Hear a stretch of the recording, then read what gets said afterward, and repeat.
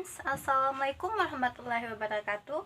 Let me introduce myself. My name is Sartika, you can call me Tika, and in this video I will explain you about the Restoration period. Restoration period diawali dengan kembalinya Raja Charles II dari pembuangannya di Prancis pada tahun 1660. King Charles II tidak mempunyai ahli waris yang sah.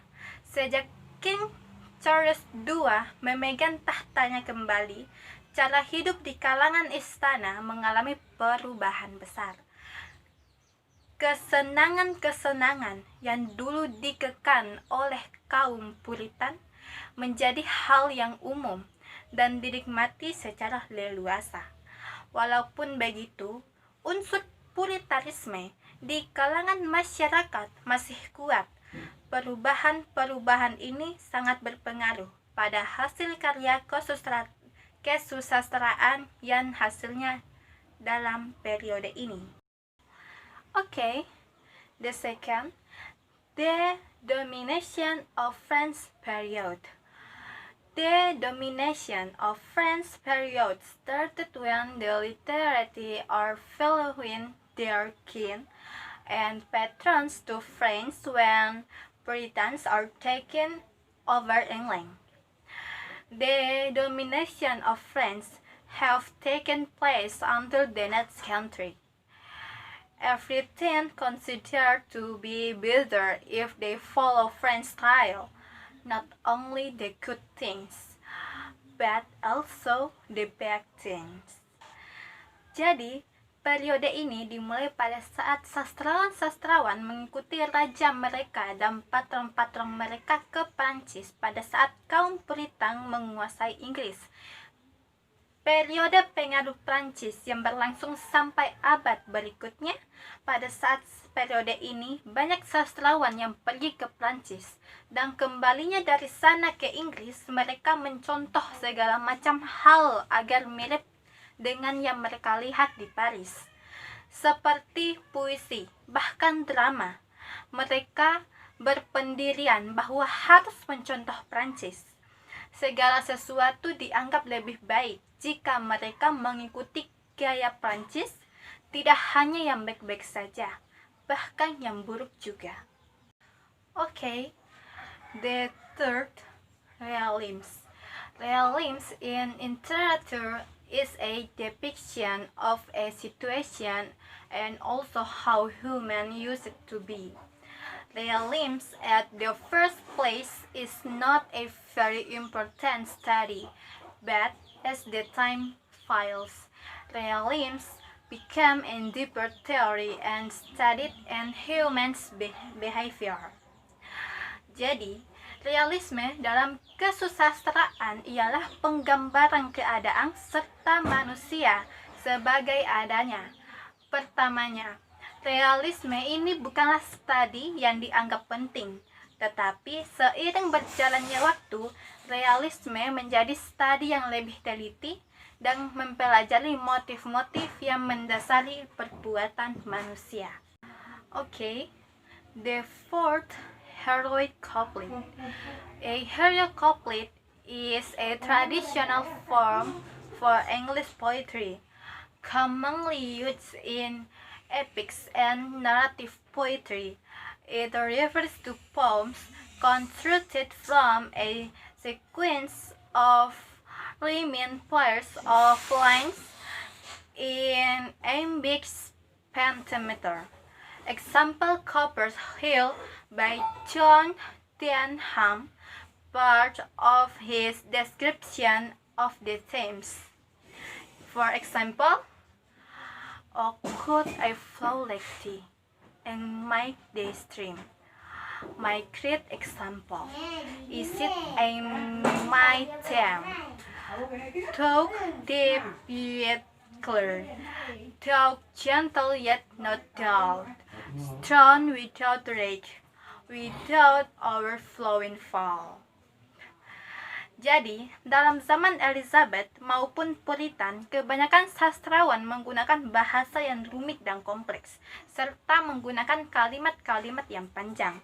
Sastrawan pada periode ini menentang gaya seperti itu karena mengikuti gaya Prancis. Mereka lebih ingin gaya tulisan yang tidak mementingkan impian-impian romantis, tetapi mengutamakan akal pikiran yang nyata. Untuk memenuhi gaya seperti ini, maka muncullah suatu bentuk puisi yang dinamakan heroic couplet.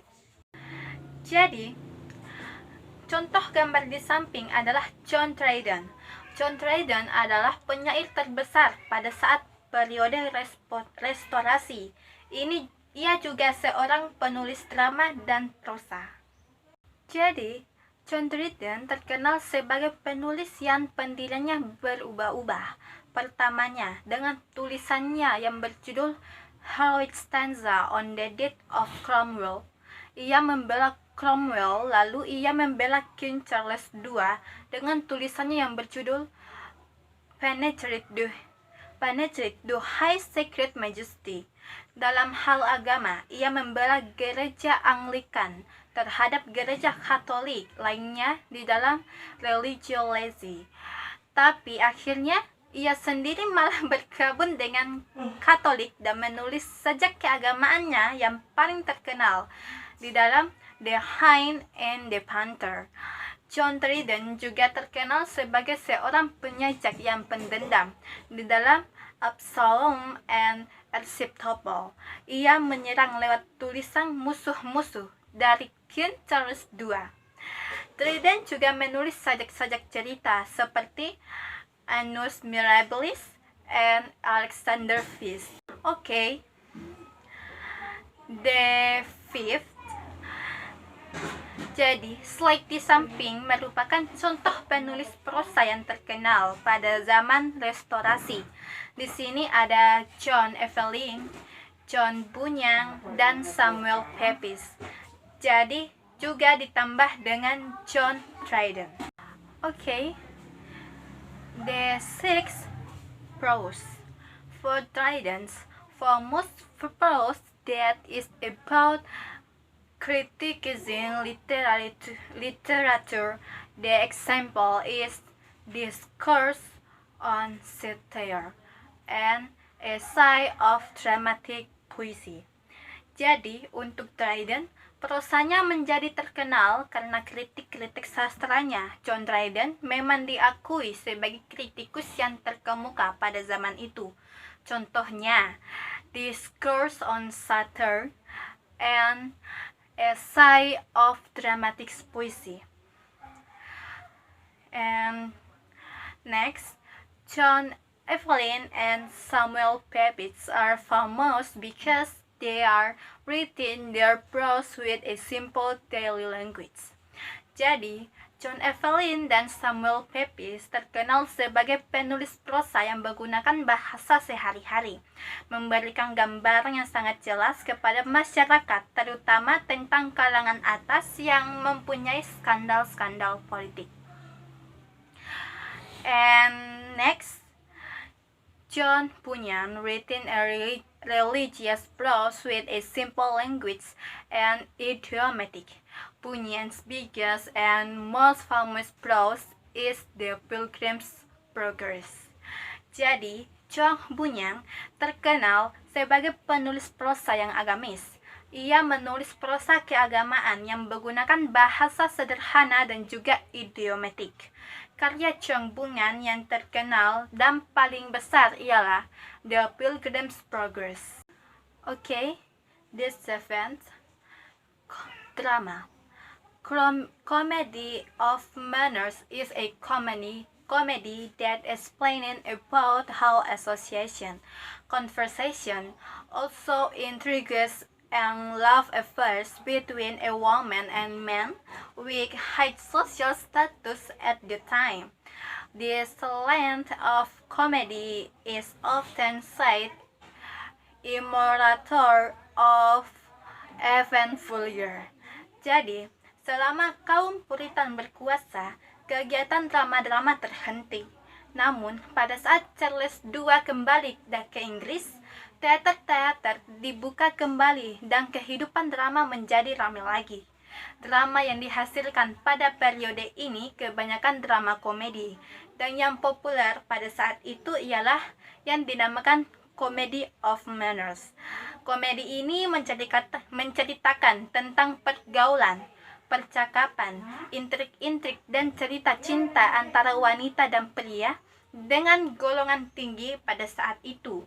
Komedi seperti ini sering dibilang tidak bermoral, bahkan cabul. Jadi, Slade di samping merupakan contoh-contoh dramawan yang terkenal pada saat itu. Di sini ada George Etheridge and William Wycherley, juga William Congreve. John Dryden juga menulis drama semacam ini, tetapi karyanya tidak terlalu dikenal dan dihargai untuk drama. Okay, and finally, itulah tadi penjelasan saya mengenai periode Restoration. Dari pemaparan tadi, saya menyimpulkan bahwa dalam kesusastraan periode restorasi, masyarakat banyak meninggalkan nilai-nilai lama. Adapun sastrawan yang berpengaruh besar pada periode restorasi ialah John Dryden, yang telah menghasilkan banyak karya yang mencerminkan pergolakan politik, pertentangan agama, dan juga mencerminkan pendirian Dryden yang berubah-ubah. Dalam kesusastraan terdapat kecenderungan untuk mengambil unsur-unsur Prancis, antara lain untuk memenuhi selera para raja dan patron. And finally, thank you so much and see you next time.